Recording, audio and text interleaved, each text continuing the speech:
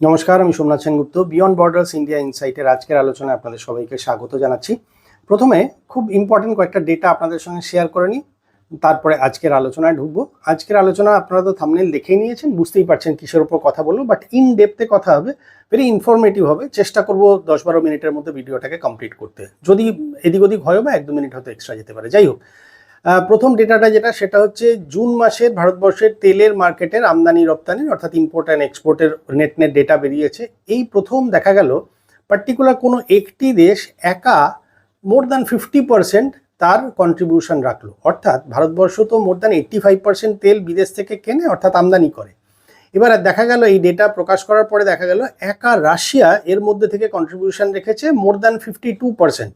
Actual রেশিওটা হচ্ছে 52.5%। That is the exact data. অর্থাৎ দেখতে গেলে একা রাশিয়া একমাত্র কান্ট্রি যে মোর দ্যান 50%, মানে যা রিকোয়ারমেন্ট তার অর্ধেকের বেশি কন্ট্রিবিউশন একা রাশিয়া দিল। কেন কি সেটা পরবর্তী আলোচনাতে আসবো। আর এই ডেটাটা অর্থাৎ এই জুনের ডেটাটা মে মাসে যে সাপ্লাইটা হয়েছিল, মানে রাশিয়ার থেকে যে পরিমাণ তেল কেনা হয়েছিল তার প্র্যাকটিক্যালি 20 থেকে 21% বেশি, 20 to 21% over May figure, right? এটা আর এই জুন মাসের যে ফিগার দেখা গেল সেই ফিগার যদি দেখি তাহলে অ্যাভারেজ পার ডে রাশিয়ার থেকে 2.6 মিলিয়ন টু 2.7 মিলিয়ন ব্যারেলস তেল কেনা হয়েছিল। অর্থাৎ পার ডে অ্যাভারেজ ভারতবর্ষ একা রাশিয়ার থেকে 26 থেকে 27 লক্ষ ব্যারেল তেল কিনেছিল। আর এই জুন মাসে ভারতবর্ষ এক্স্যাক্ট ডেটা ওরমভাবে না বলা গেলেও মোটামুটি 6 লাখ থেকে 6.36 মানে 6 to 6.36 মিলিয়ন ব্যারেলের তেল সারা পৃথিবী থেকে নিয়েছিল। 6 to 6.36 মিলিয়ন ব্যারেলের তেল এটা নিয়েছিল। এবারে ভেরি রিসেন্টলি জাস্ট 2-3 দিন মতন হলো একটা নিউজ মার্কেটে এসছে, উইচ ইজ এ ট্রু, যে সৌদি আরব তার যে প্রাইসে তেল বিক্রি করছিল এতদিন, তার থেকে হঠাৎ করেই পার ব্যারেলে $11 করে কমিয়ে দিল। এবার ঘটনাটা শুনতে গেলে খুব লুক্রেটিভ, যে সৌদি আরবের মতন এত বড় একটা তেল উৎপাদনকারী একটা দেশ যে কিনা তেল বিক্রি করছে, এবং দ্যাট টু এটা কিন্তু স্পেসিফিক্যালি সবার জন্য নয়, এশিয়ান কান্ট্রিজের জন্য, এবং তার মধ্যেও স্পেসিফিক্যালি যদি বলি তাহলে ইন্ডিয়া এবং চায়নার জন্য। তাহলে কি এমন হলো যে সৌদি পার ব্যারেল পিছু দাম আগে যা নিচ্ছিল তার থেকে $11 করে, $11 is not a matter of joke, যথেষ্ট বড় ডিসকাউন্ট, একটা হিউজ ডিসকাউন্ট দিল। কিন্তু ঘটনাটা তার থেকেও বড় ইন্টারেস্টিং, এরপরেও দাঁড়িয়ে সৌদি আরবের তেল বিক্রি হচ্ছে না। তা আজকে আলোচনা করবো খুব সংক্ষেপে যে কেন বিক্রি হচ্ছে না, ভেরি ইন্টারেস্টিং রিজনগুলো। তো যাই হোক, এবারে দেখা যাচ্ছে এটা তো জুন মাসের ডেটা, মানে জুলাই মাসের জন্য প্রাইস দিচ্ছে যে $11 করে পার ব্যারেলে তেল কি বলে ডিসকাউন্ট দেবে। ওয়ারাজ গত মাসে মানে জুন মাসে যদি দেখি তাহলে সেই সৌদি আরব পার ব্যারেলে $9.5 করে প্রিমিয়ামে তেল বেচেছে। অর্থাৎ যে বেঞ্চমার্ক প্রাইস যা ছিল তার উপরে $9.5 করে ও পার ব্যারেলে দাম বেশি চেয়েছিল। বিক্রি হয়েছিল না হয়েছিল সেটা আলাদা প্রসঙ্গ। ফলে এইটা হলো গল্পটা। কিন্তু তারপরেও বিক্রি আর হচ্ছে না। এবারে বিক্রি হচ্ছে না যে তার রিজনগুলো যদি দেখি তাহলে দেখা যাবে যে প্রথম কথা হচ্ছে $9.5 প্রিমিয়ামে বিক্রি করছিল, আর এখন চলে এলো $9.5 ক্রস করলো করে আরও $1.5 ডিসকাউন্ট দিল, অর্থাৎ টোটাল $11 ডিসকাউন্টে অফার দিল, কিন্তু তাতেও বিক্রি হচ্ছে না। এবারে যদি দেখি তাহলে দেখবেন স্ট্রেট অফ হরমুজের প্রথম কথা হচ্ছে, এটা এখন না সবাই জেনে গেছি যে মোর দ্যান 20% সারা বিশ্বের তেলের রিকোয়ারমেন্ট বা তেলের চলাচলের যাতায়াত পথ হচ্ছে স্ট্রেট অফ হরমুজ, যার ফলে স্ট্রেট অফ হরমুজ দিয়ে যাতায়াত হয়। বা স্ট্রেট অফ হরমুজ এই রিসেন্টলি জুন মাসে যে সো কল্ড, এবার আজকে আমি 9 জুলাইয়ের ভিডিও বানাচ্ছি, এবার আজকের মানে গতকাল থেকে কিন্তু আবার ইরান আর আমেরিকার যুদ্ধ শুরু হয়ে গেছে। কাজেই তার ঠিক আগের সময় পর্যন্ত যদি দেখি তাহলে আমেরিকা এবং ইরানের এই যে শান্তি চুক্তি স্থাপন হয়েছিল, যার ফলে স্ট্রেট অফ হরমুজ খুলে গেল, ফলে ইরান এবং পৃথিবীর অন্যান্য দেশের তেলও কিন্তু এবার অবাধ যাতায়াত শুরু হলো। আর ঠিক এই কয়েকদিনের মুহূর্তে কিন্তু যতটুকু যে কদিন শান্তি চুক্তির এফেক্ট পাওয়া গেছে তার মধ্যে কিন্তু ইরানের তেলও এসছে, অর্থাৎ ইরানও কিন্তু তার মতন করে তেল বিক্রি করেছে। তো ফলে এই যে ওভারঅল যদি দেখি তাহলে বিশ্ববাজারে অনেকগুলো জায়গা থেকে তেল চলে এলো, ইরানের তেল এলো, আবার আমেরিকা যেহেতু স্যাংশনস তুলে নিয়েছে যার ফলে ইরানের তেলের সঙ্গে সঙ্গে ভেনেজুয়েলার তেলও কিন্তু মার্কেটে চলে এলো। শুধু ইরান বলে তো না, ইরানও এলো, ভেনেজুয়েলাও এলো। এবারে আরেকটা জিনিস যেটা দেখা গেল সেটা হচ্ছে যে স্পট মার্কেট বলে একটা মার্কেট হয়, খুব সহজে যদি সেটাকে বোঝাই তাহলে এইগুলো কোনো এগ্রিমেন্ট হয় না কোনো দেশের সঙ্গে। ধরুন আমি ভারতবর্ষ, আমি কারোর সঙ্গে কোনো এগ্রিমেন্ট করিনি ইরাক বা কুয়েত বা কাতার কিছু তেলের ট্যাঙ্কারে করে তেল ছাড়বে, মানে পোর্ট থেকে বেরোবে, যেই বেরোবে ওটার অকশন হয়। এবার ওই অকশনে আমি দেন অ্যান্ড দেয়ার টোটাল প্রাইসে যা আছে ওই পুরো শিপটাকে কিনে নেবো, মানে অর্থাৎ পুরো শিপের যে মালটা আছে বা প্রোডাক্টটা আছে সেটাকে কিনে নেবো। সেই অবস্থায় যেহেতু আমি স্পটে নিচ্ছি, কাজে আমি দেন অ্যান্ড দেয়ার পেমেন্ট করব। এই কারণের জন্য এটার প্রাইসিং আরও ডিসকাউন্টে পাওয়া যায়, বা এটা ডিপেন্ড করে তেলের কতটা অ্যাভেলেবিলিটির উপরে। এবার যখন এই মিডল ইস্টের ঝামেলা চলছিল বা যুদ্ধ চলছিল তখন ন্যাচারাল ব্যাপার কেউই এই রিস্কটা নেয়নি। এখন যেহেতু খুলে গিয়েছিল মাঝখানে এই স্ট্রেট অফ হরমুজ, তার ফলে স্পট মার্কেটটা আরও লুক্রেটিভ হলো। ফলে স্পট মার্কেট যে বেঞ্চ মার্কেট মানে বেঞ্চ প্রাইস যেটা যাচ্ছিল তার থেকেও $3.7 to $4 পার ব্যারেল আরও ডিসকাউন্টে পাওয়া যাচ্ছে। অর্থাৎ সৌদি যতই তার প্রাইস কমাক না কেন, তার প্রাইস যেহেতু বেড়েছিল আগে প্রিমিয়ামে ছিল, ফলে এখন যদি দেখি তাহলে বেসিক্যালি বেঞ্চমার্ক অর্থাৎ কুয়েত কাতার বা ওভারঅল ওপেক কান্ট্রিজগুলো যে বেঞ্চমার্কের প্রাইস বেঁধে দিয়েছে তার থেকে জাস্ট $1.5 কমে পাচ্ছে। এবার স্পট মার্কেটে কিন্তু 3.70 অর্থাৎ $3.70 থেকে নিয়ে $4 পর্যন্ত আমি ডিসকাউন্টে অলরেডি পাচ্ছি। ফলে সেইটা একটা রিজন হলো। আর কি দেখা গেল, ওপেক প্লাস যে গ্রুপ অফ কান্ট্রিজ যারা আছে তারা বললো যে আমি অগাস্ট থেকে, মানে ওপেক প্লাস গ্রুপের কান্ট্রিজগুলো ডিসাইড করলো যে তারা as a whole per day 1,88,000 barrel আরও অগাস্ট থেকে এক্সেস তেলের প্রোডাকশন শুরু করবে। তার মানে আগামী দিনে আমার তেলের প্রোডাকশন বেড়ে গেল, এটা অ্যাসিওরেন্স পাওয়া গেল। যেই অ্যাসিওরেন্স পাওয়া গেল, এবার ন্যাচারাল ব্যাপার আপনার ডিমান্ডের চাইতে মার্কেটে সাপ্লাই বেশি আসছে। ফলে এই আর একটা কারণ হলো যে কারণের জন্য সৌদির মাল বিক্রি হচ্ছে না। কারণ লোকে তো বুঝে গেছে যে আমি আগামী মাসে আরও বেশি তেল পেতে যাচ্ছি। কারণ কি সমস্ত কোম্পানিগুলো মানে প্রত্যেকটা দেশ তার এবার প্রত্যেকটা তেলেরই তো এতদিন ঘাটতি ছিল, দেশগুলো তো তেল বিক্রি করতে পারছিল না। ফলে তাদের ইকোনমি তো তেলের উপর ডিপেন্ড করে আছে। ফলে তারা তেলের প্রোডাকশন বাড়িয়ে ওই লসটাকে মানে ম্যানিপুলেট করতে চাইবে বা লসটাকে মেকআপ করতে চাইবে। ফলে ওপেক প্লাস কান্ট্রিজগুলো বললো ভাই আমি পার ডেতে 1,88,000 ব্যারেল আরও এক্সেস তুলবো, দরকার হলে আরও বেশি তুলবো। একটা হলো এইটা। ইউএই কি করলো, ইউএই অলরেডি মে মাসে বললো আমি এত রেস্ট্রিকশনসের গল্পে নেই ভাই, আমার ইকোনমিতে পয়সা লাগবে, কাজে আমি এই ওপেক থেকে বেরিয়ে যাচ্ছি। ওপেকের আন্ডারে যতদিন ছিল ততদিন সৌদির দাদাগিরির ফলে ও কিন্তু 2.80 থেকে নিয়ে 3.20 ব্যারেলের বেশি পার ডে কোনো প্রোডাকশনও করতে পারতো না। ইউএইর উপর রেস্ট্রিকশন ছিল, যেহেতু OPEC basically govern by Saudi Saudi আরবের কথাই চলে। তো যার ফলে সৌদি আরব নিজের দেশের তেল বেশি বিক্রি করতো, কিন্তু ও বাকি সমস্ত কান্ট্রিজের উপর রেস্ট্রিকশনস দিয়ে রেখে দিয়েছিল। যার ফলে সেই রেস্ট্রিকশনস অনুযায়ী ইউএই পার ডেতে অ্যাভারেজ 2.80 to 3.2 অর্থাৎ অ্যাভারেজ 3 লাখ ব্যারেলের বেশি ও প্রোডাকশন করতে পারতো না। সো ইউএই ওপেক থেকে বেরিয়ে গিয়ে ও এখন প্রোডাকশনকে নিয়ে গেছে প্রায় 5 lakh barrel per day. 5 lakh barrel per day. এবার ও তো আর নিজের কাছে রাখবে না, ও মালটাকে তো মানে মাটির নিচ থেকে তুলে তো অ্যাজ সুন অ্যাজ পসিবল বিক্রি করতে চাইবে, যার ফলে ওই তেলটাও কিন্তু মার্কেটে চলে এসছে। এবার এর সঙ্গে যোগ হয়েছে চায়না ফ্যাক্টর। খুব ভালো করে এই জায়গাটাকে বুঝবেন। চায়না ফ্যাক্টরে কি হয়েছে, চায়না হচ্ছে পৃথিবীর সব থেকে মানে বৃহৎ তেল আমদানিকারক দেশ, আবার তেল রিফাইনিং করে যে সমস্ত কান্ট্রিজ আছে তার মধ্যেও চায়না নাম্বার 1। প্রথম 3টে দেশ যারা তেল আমদানি করে, তেল আমদানির মধ্যে প্রথম হচ্ছে চায়না, সেকেন্ড হচ্ছে ইউএসএ, থার্ড হচ্ছে ইন্ডিয়া। কখনো কখনো ইন্ডিয়া সেকেন্ড পজিশনে চলে আসে, ইউএসএ থার্ড পজিশনে চলে আসে। এটা হচ্ছে তেল আমদানির দিক থেকে। আর তেল রিফাইনিং এর দিক থেকে যদি দেখি তাহলে সর্ববৃহৎ হচ্ছে প্রথম হচ্ছে চায়না, পার ডের ক্যাপাসিটি হচ্ছে 18.5 million barrel per day capacity, এটা হচ্ছে চায়না। আর তার ঠিক একটু নিচে হচ্ছে ইউএসএ হচ্ছে 18.4 মিলিয়ন ব্যারেল পার ডে। তারপরে আছে রাশিয়া, তারপরেই হচ্ছে আমাদের ইন্ডিয়ার পজিশন। ইন্ডিয়া মোটামুটি 5 লাখ প্লাস থেকে নিয়ে 5.80 মিলিয়ন ব্যারেলস পর্যন্ত পার ডে প্রোডাকশন রাখে। যাই হোক, সোজা বাংলায় যদি বুঝি তাহলে তেল আমদানিকারক দেশের মধ্যে চায়না সব থেকে বৃহৎ দেশ।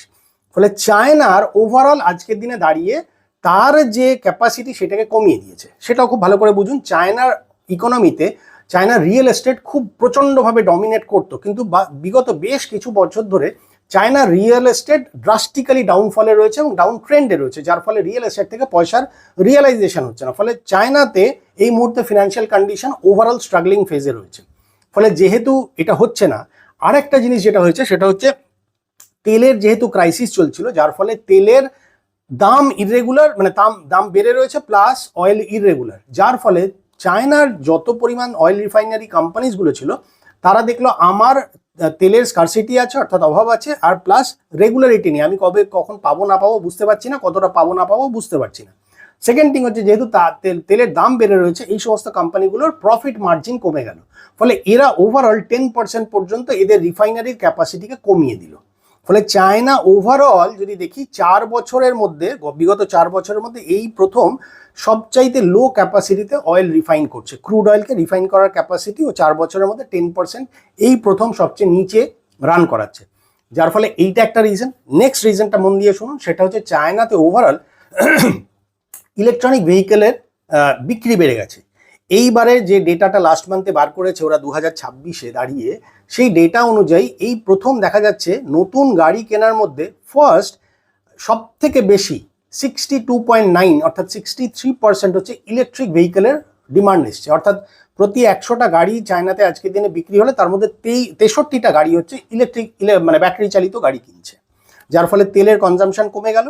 আর চায়নার যত হেভি লোডেড ট্রাক যেগুলো আগে এই অয়েলে চলতো সেগুলোকে ওরা নিয়ে এসছে, এখন নিয়ে আসছে, ক্রমশ নিয়ে আসছে, এলএনজিতে শিফট করাচ্ছে। এলএনজিতে শিফট করানোর ফলে চায়নার যে ডেইলি ক্যাপাসিটি যেটা, যে রিকোয়ারমেন্ট যেটা, সেটাও কমে গেছে। ফলে আজকের দিনে দাঁড়িয়ে চায়না তার রেগুলার যা রিকোয়ারমেন্ট আছে সেই রিকোয়ারমেন্টটা 3 to 4 মিলিয়ন ব্যারেল অর্থাৎ 30 থেকে 40 লক্ষ ব্যারেল কমিয়ে নিয়েছে। চায়না নিজের ইকোনমির জন্য করেছে এটা, প্লাস এতে ওর কি বলে এই কার্বন এমিশনের ক্রেডিটটাও পায়, সেটা বুঝতে হবে না, কিন্তু খুব সহজে যদি বলি, চায়নার এক হচ্ছে ইকোনমিতে পয়সার অভাব আছে, তেল রিফাইনারিগুলো যেহেতু প্রফিট কম করছে, যার ফলে 10% অয়েলের রিফাইনিং ক্যাপাসিটিটাকে কমিয়ে দিয়েছে, ইলেকট্রিক গাড়ির বিক্রি বেড়ে গেছে, আর ওভারঅল চায়না তার নিজস্ব যে তেলের কনজামশন যেটা, সেটা কমিয়ে দিয়েছে। পার ডে অ্যাভারেজ 3 থেকে 4 মিলিয়ন ব্যারেল অর্থাৎ 30 থেকে 40 লক্ষ ব্যারেলের ক্যাপাসিটি চায়না নিজের বেটারমেন্টের জন্য কমিয়ে এনেছে। ফলে যেই চায়নার এই জায়গাটা স্কুইজ হয়ে গেছে, সঙ্গে সঙ্গে তেলের রিকোয়ারমেন্ট পড়ে যাচ্ছে। ফলে এই মুহূর্তে দাঁড়িয়ে সবকটা অয়েলের ক্রাইসিস, সবকটা দেশের অয়েলের ক্রাইসিস রয়েছে এবারে। ফলে সৌদি আরব $11 ডিসকাউন্টে দিলেও সেটা মার্কেট খাচ্ছে না। তার সঙ্গে আমি অলরেডি বললাম যে স্পট মার্কেটে শিপ টু শিপ 3.70 to $4 পার ব্যারেলে কমে যাচ্ছে, মানে কম প্রাইসে বিক্রি হচ্ছে, অ্যাভেলেবেল রয়েছে, কাজেই স্পট মার্কেটে প্রাইস আরও কম। এবারে আবার এই যে ঝামেলা শুরু হয়েছে বা এই যে ওই তেলটা সৌদি আরব থেকে যদি নেও, বা তাহলে ওই আইদার রেড সি বা গালফ পার্সিয়ান সি ধরে যদি আসে, অর্থাৎ পারস্য উপসাগর বা লোহিত সাগর দিয়ে যদি আসে, সেক্ষেত্রে ঘুরপথে আসতে হবে বলে ফ্রেট বাড়ছে, আর ফ্রেট বাড়া মানে ইন্স্যুরেন্সও বাড়ছে। ফলেও প্রাইস কমালেও যে সমস্ত দেশ ওর থেকে নেয় বা নিচ্ছে বা নেবে, তারা দেখছে আমার দাম ফাইনালি কিছু কমবে না, কারণ কি আমার সময়ও লাগবে, আমার রেড সি দিয়ে বা পারস্য উপসাগর দিয়ে যদি আসি আমার ঘুরপথে আসতে লাগবে, ফলে ফুয়েল ক্যাপাসিটি বাড়বে, মানে যে শিপটা নিয়ে আসবে তার ওভারঅল কস্টিং বাড়বে, যখনই ঘুরপথে আসবে বা ওভারঅল কস্টিং বাড়বে, সেই অনুযায়ী রেসিপ্রোকেশনে আমার ইন্স্যুরেন্স খরচাও বেড়ে যাবে। ফলে ফ্রেট অ্যান্ড ইন্স্যুরেন্স দুটো খরচাই একসঙ্গে বেড়ে যাবে, যার ফলে মানে countries are not becoming very interested to buy oil from Saudi. এইটা হলো আরেকটা রিজন। এর সঙ্গে আর একটা খুব বড় রিজন যেটা তৈরি হয়েছে, সেটা হচ্ছে গ্লোবাল মার্কেটে রাশিয়ার প্রেজেন্স। এই জায়গাটা খুব সুন্দর করে বুঝবেন, এটা আমাদের দেশের জন্য ভেরি মাচ ইন্টারেস্টিং, যার ফলে আমি রিকোয়েস্ট করবো পার্সোনালি, আর কি শুনেছেন না শুনেছেন এই জায়গাটা শুনুন। রাশিয়া এখন ভারতবর্ষকে, আবার বলছি ভারতবর্ষকে, পার ব্যারেলে $10 করে ডিসকাউন্ট দিচ্ছে। ইটস আ হিউজ ডিসকাউন্ট, যা এর আগে কোনোদিন দেয়নি। ফলে রাশিয়া এই প্রথম ভারতবর্ষকে $10 করে পার ব্যারেলে, এটা হচ্ছে ডিক্লেয়ার্ড অ্যামাউন্ট, অ্যান্ড আমি আপনাকে বলছি এটা ডিসক্লোজ করছে। এবার আনডিসক্লোজ অবস্থায় এর থেকেও বেশি বেনিফিট আছে, দরকার নেই। আমি আপাতত যে ইনফরমেশনটা ওপেন মার্কেটে পাচ্ছি, সেটা হচ্ছে রাশিয়া ভারতবর্ষকে অফার করেছে, বা যে দামে তেল দিচ্ছে সেটা হচ্ছে পার ব্যারেলে $10 করে কম দিচ্ছে, মানে কম প্রাইস নিচ্ছে মার্কেটের চেয়ে। বেঞ্চমার্ক যা প্রাইস আছে তার থেকে $10 করে পার ব্যারেলে কম নিচ্ছে। আর একটা সুবিধা কি রাশিয়ার সঙ্গে, প্রথম কথা হচ্ছে রাশিয়ার সঙ্গে আমার যখন ট্রানজ্যাকশন হয়, অর্থাৎ কেনা বেচা যখন হয়, তখন I am not bound to pay Russia in dollar. এমনিতে রাশিয়ার উপরে স্যাংশনস আছে, যার ফলে ডলার নিয়েও কোনো লাভ নেই, ওর ডলার জিরো, খেলনা ওর জন্য, ও কিছু করতে পারবে না। যার ফলে রাশিয়ার সঙ্গে আমাদের ভারতবর্ষের যে এগ্রিমেন্ট আছে, তাতে এই ডিলটা, সবগুলো ডিলই হয় আইদার রুপিতে, নয় ইউএইর দিরহাম কারেন্সিতে, দিরহামের সঙ্গে হয়, নয় চায়নার ইউয়ানের থ্রুতে হয়। তাহলে আইদার রুপি, নয় ইউয়ান, নয় দিরহাম। ফলে আমার ভারতবর্ষের জন্য ডলার আমার ঘরে থাকছে, দ্যাট মিনস আমার ফরেন রিজার্ভ যেটা, সেটা ইনট্যাক্ট থাকছে, বা তেলের এই বাবদ আমার খরচা কমে যাচ্ছে। একটা হলো সেটা। থার্ড থিং হচ্ছে আমাকে আমার কন্ডিশনে পেমেন্ট করছে, আমি রুপিতেও পেমেন্ট করতে পারি, আমি দিরহামেও পেমেন্ট করতে পারি, আবার আমি ইউয়ানেও পেমেন্ট করতে পারি। একটা হলো সেটা। এই কারণগুলোর জন্য এই মুহূর্তে দাঁড়িয়ে রাশিয়ার তেল সব থেকে বেশি বিক্রি হচ্ছে অন অ্যান অ্যাভারেজ এই জুন মাসে 2.6 million to 2.7 million barrel per day রাশিয়ার থেকে আমরা নিয়েছি, অর্থাৎ ভারতবর্ষ নিয়েছে। তার মানে 26 থেকে 27 lakh barrel per day India কিনেছে হচ্ছে রাশিয়ার থেকে, যেটা আগের মাসের মানে আমি যদি মের মাসের হিসাবে ধরি তাহলে 20 থেকে 21% বেশি আছে, বেশি আছে, কারেক্ট। আর এর ফলে যেটা হয়েছে সেটা হচ্ছে সৌদি তার পজিশন লুজ করেছে। ফার্স্ট র্যাঙ্কিংয়ে চলে এসছে রাশিয়া, ইউএই অ্যান্ড ইরাক, এরা দুজন চলে এসছে সেকেন্ড পজিশনে, আর থার্ড পজিশনে চলে গেছে হচ্ছে সৌদি, যেটা সৌদি অনেক আগে এগিয়ে এসেছিল সেটা সৌদি পিছিয়ে গেছে। তার কারণ হচ্ছে ইউএইও আমাদেরকে ডিসকাউন্ট দিয়েছে, বা ইউএই যেহেতু ফুজেইরা পোর্ট দিয়ে যেহেতু আমার তেলটা দিচ্ছে, যার ফলে আমার স্টেট অফ হরমুজকে অ্যাভয়েড করছি, সেই জন্য ইউএই থেকেও প্রচুর তেল কেনা হচ্ছে।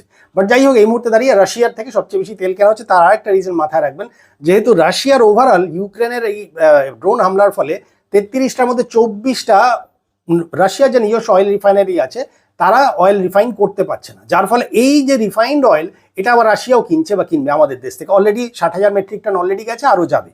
ফলে এইটা আর একটা ইম্পর্টেন্ট রিজন, যার জন্য রাশিয়ার থেকে আমরা খুব সস্তায় তেল কিনছি, আমরা উইথ ডিউ ক্রেডিট পাচ্ছি, আমাদের টার্মস অ্যান্ড কন্ডিশন আমরা যে কোনো একটা কারেন্সিতে পেমেন্ট করছি, আবার ওই যে তেলটা রিফাইন করছি সেটার একটা বড় অংশ চলে যাচ্ছে হচ্ছে রাশিয়ার কাছে, অর্থাৎ রাশিয়া আমার থেকে কিনছে। তাহলে আজকের দিনে দাঁড়িয়ে ইন্ডিয়া শুধু ইম্পোর্টার নয়, ইন্ডিয়া এক্সপোর্টার হয়ে গেছে।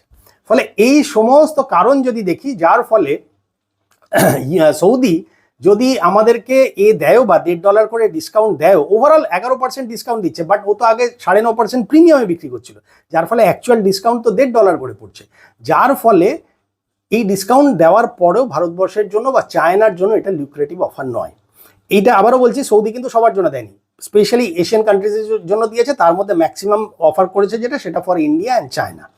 এবার এর মধ্যে লাস্ট যেটা সব থেকে ভালো ইম্পর্টেন্ট নিউজ, এটা ভালো আছে, এটা খারাপ আছে।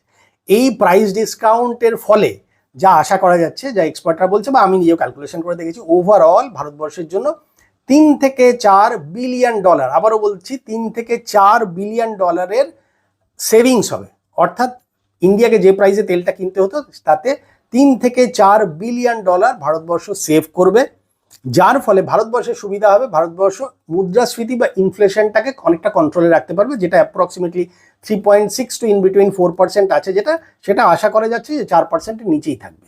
হ্যাভিং সেড দ্যাট, মাথায় রাখতে হবে যেহেতু এই দুদিন হলো আবার এই ইরান আর আমেরিকার আবার যুদ্ধ শুরু হয়ে গেছে, আজকে আমি আর এটার উপর কোনো ভিডিও করব না, আশা করি কালকে একটা ভিডিও দেবো। যার ফলে ইরান আর আমেরিকার আবার নতুন করে যুদ্ধ শুরু হয়েছে, ফলে আনসার্টেনিটি আসছে, আবার তেলের প্রাইস বাড়বে, যার ফলে কি হবে জানি না। বাট হ্যাভিং সেড দ্যাট, রাশিয়ার থেকে we are continuously purchasing, so ওই জায়গাটাতে আমরা একটা হেল্প পাবো বা একটা রিল্যাক্সেশন পাবো। So will be getting better oxygen in terms of purchasing oil from other countries. তো এইটা একটা জিনিস। ফলে ওভারঅল যদি দেখি তাহলে ইটস আ নিউজ যে সৌদি আরব আমাদেরকে বা ওভারঅল $11 করে ডিসকাউন্ট দিচ্ছে, অ্যাকচুয়ালি ডলারটা হচ্ছে $1.5 করে, বাট তাতে কোনো লাভ হবে না, বাট বেসিক্যালি বাংলায় যেটা বলে যে তাতে কোনো চিড়ে ভিজবে না। কিন্তু ওভারঅল যদি দেখি ইন্ডিয়ার জন্য better benefit, but again don't expect যে $3 থেকে $4 বিলিয়ন ও সেভ করবে, মানে ওই বেনিফিটটা আপনি পাবো, অর্থাৎ এন্ড হিসেবে মানে এন্ড ইউজার হিসেবে আমরা পাবো।